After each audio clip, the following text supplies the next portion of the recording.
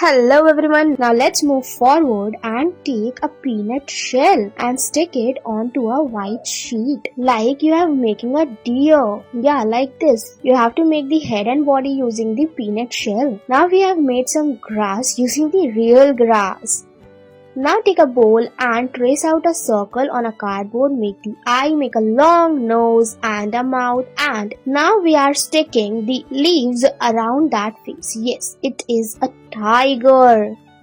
Now we have taken a white circle and more of them and stick them together like this. Now we have stick the white circle in different directions so that it can stand. Now we have taken another circle and we have made cap and eyes onto it and we are sticking it on the previous circle. Yes, it is a snowman.